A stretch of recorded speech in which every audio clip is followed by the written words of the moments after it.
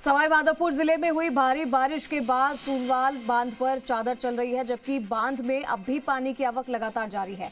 बांध के तेज बहाव पानी में कुछ लोगों ने मौज मस्ती के लिए नाव को उतार दिया। नाव में करीब 10 लोग सवार थे। नाव बांध की तेज बहाव से चल रही चादर के बहाव में फंस गई और अनियंत्रित होकर पलट गई, जिससे कि नाव में सवार सभी लोग पानी की तेज बहाव में बह गए।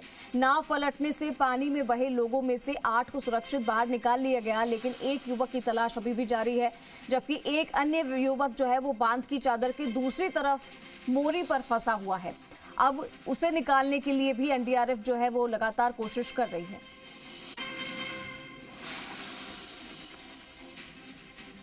चलिए, हमारे साथ हमारे सहयोगी अरविंद जुड़ गए, सीधा रुख करेंगे। अरविंद, लगातार हम देख रहे हैं कि बारिश ने लोगों का जीना मुहाल कर दिया है। अलग अलग जिलों से अभी हमने बताया कि कहां पर कैसे हालात हैं। जरा विस्तार से बताइए, क्या अभी भी मौसम विभाग ने अलर्ट जारी किया है? कहां पे कैसी स्थिति बनी हुई है? बिल्कुल, देखिए, अगर सवाई माधोपुर की बात करें तो सवाई माधोपुर में जिस तरह से कल रात बरसात हुई थी, जिसके बाद जनजीवन पूरी तरह से अस्त व्यस्त हो गया था। सीधी तौर पे कहें तो 2 लोगों की मौत सामने आई है, जिसमें एक कार जो है कुशाली तरह से बहकर गई थी, जिसमें वो ड्राइवर था, वो मौत उसको नाले में बहने से उसकी मौत हो गई। उसके बाद दूसरा हादसा है जो सूरवाल डैम पर हुआ है, जहां पर 8-10 लोग जो नाव में सवार होकर मौज मस्ती कर रहे थे, वो नाव पलट गई है, जिसमें जो महू गाँव है उसका पूर्व सरपंच था रतनलाल मीणा, उसका अभी तक कोई सुराग नहीं चला है। बाकी जो दूसरा व्यक्ति उसमें दूसरी तरफ फंसा हुआ था, जो बबूल पानी में बहाव क्षेत्र में उनको पकड़ के बचा हुआ था, तो जैसे तैसे करीब 5 घंटे की मशक्कत के बाद एनडीआरएफ एसडीआरएफ ने मिलकर सिविल डिफेंस, पुलिस भी, प्रशासन और जिला कलेक्टर भी मौके पर पहुंचे। उन्होंने भी कुछ निर्देश दिए, जिसके बाद बमुश्किल उसको निकाल लिया गया है।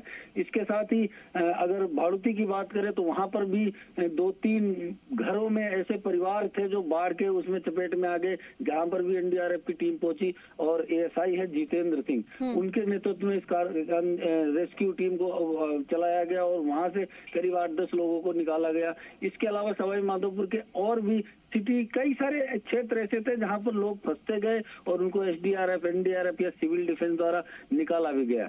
2 लोगों की जनहानि की खबर है। फिलहाल जो सूरवाल वाला प्रकरण था, जिसमें जो पूर्व सरपंच की लापता है, सूर सरपंच जो लापता है, वो अभी तक मिल नहीं पाया है। एसडीआरएफ, एनडीआरएफ और सिविल डिफेंस लगातार उसके रेस्क्यू चला रही है और आज भी दिन भर रेस्क्यू चलने की उम्मीद है। उम्मीद ये की जा रही है कि जितनी जल्दी हो सके उसको प्राप्त किया जाए, लेकिन मैटर यह है कि जो सूरवाल डैम है उस पर लगभग 3 फीट की चादर चल रही है। ठीक है, 3 फीट की चादर चलने से करीब 18 से 20 गांव ऐसे हैं जिनमें 3-3, 4-4 फीट तक पानी भरा हुआ है। लोगों को घरों से निकलना बहुत भारी है। राशन पानी सब उनके डूब चुके हैं, उनको खाने पीने की भी दिक्कत हो रही है।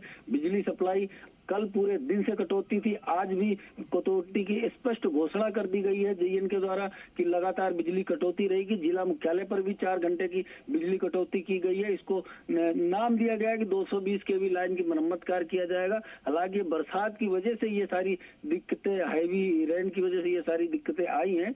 इसके अलावा सवाई माधोपुर जिले के जो आसपास के गाँव हैं, जितने भी नदी नाले बांध हैं, लगभग सभी पर चादर चल रही है, सभी उफान की ओर से, जिससे प्रशासन लगातार, जिला कलेक्टर, पुलिस अधीक्षक की बात करें तो एहतियात बरतने की बात कर रहे हैं, सावधानी से चलने की बात।